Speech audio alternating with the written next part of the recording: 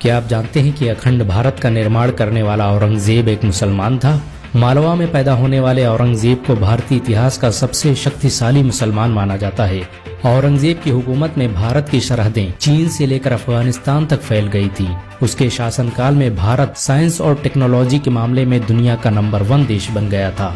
आपको ये जानकर शायद हैरानी होगी कि औरंगजेब के शासनकाल में दुनिया का 25% पैसा भारत में मौजूद था। औरंगजेब की सालाना कमाई फ्रांस के लुई 14वें की कमाई से 10 गुना ज्यादा थी।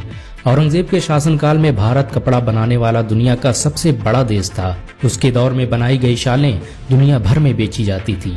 औरंगजेब ने दुनिया की 25% आबादी पर राज किया। दुनिया की सभी आर्थिक नीतियां औरंगजेब के इशारे पर काम करती थी।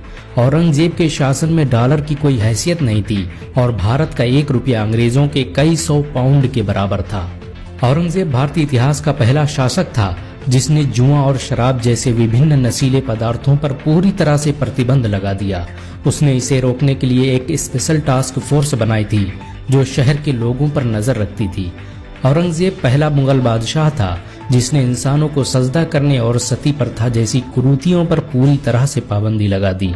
औरंगजेब के शासनकाल में भारत टेक्नोलॉजी के मामले में पहले स्थान पर था। उसने ऐसी रॉकेटों और तोपों का निर्माण किया जिनका मुकाबला करना नामुमकिन था। युद्ध में सबसे पहले रॉकेट टेक्नोलॉजी का इस्तेमाल औरंगजेब ने ही किया था।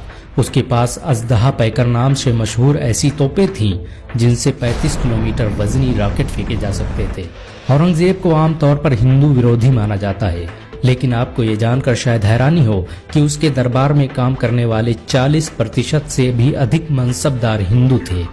उसने अपने दौर के मशहूर हिंदू कवियों को अपने दरबार में जगह दी और पंडितों के लिए पेंशन की सुविधा शुरू की। हिंदुओं के प्रसिद्ध कैलाश पर्वत और मानसरोवर को औरंगजेब ने ही अखंड भारत का हिस्सा बनाया था।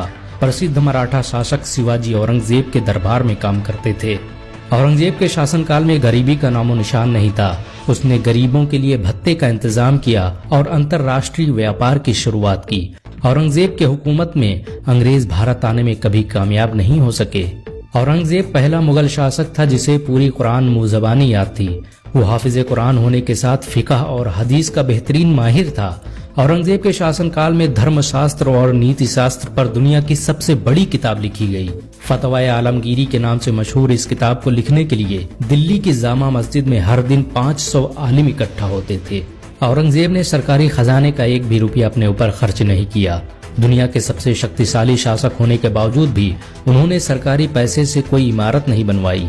औरंगजेब ने एक मस्जिद का निर्माण करवाया जिसमें लगने वाला पैसा उन्होंने खुद टोपी सिलकर कमाया था। औरंगजेब भारतीय इतिहास का सबसे न्याय प्रिय बादशाह माना जाता है। उसके किए गए फैसलों की आज भी मिसालें दी जाती हैं। औरंगजेब ने भारत के लिए बहुत सी कुर्बानियां दी। वो अक्सर कहा करते थे कि जब तक इस देश में औरंगजेब जैसा मुसलमान जिंदा है तब तक इस देश की तरफ कोई आंख उठाकर नहीं देख सकता। औरंगजेब के बारे में मशहूर था कि भारत पर बुरी नजर डालने वाले को खुदा माफ कर सकता है, औरंगजेब नहीं। अगर एक मुसलमान होने के नाते आपको गर्व महसूस हुआ हो तो इस वीडियो को लाइक और शेयर जरूर करें। ऐसी और वीडियो को देखने के लिए हमारे चैनल को सब्सक्राइब करें, घंटा जरूर दबाएं। अगर आप यह वीडियो फेसबुक पर देख रहे हैं तो हमारे पेज इंडियन मुस्लिम्स को जरूर लाइक करें।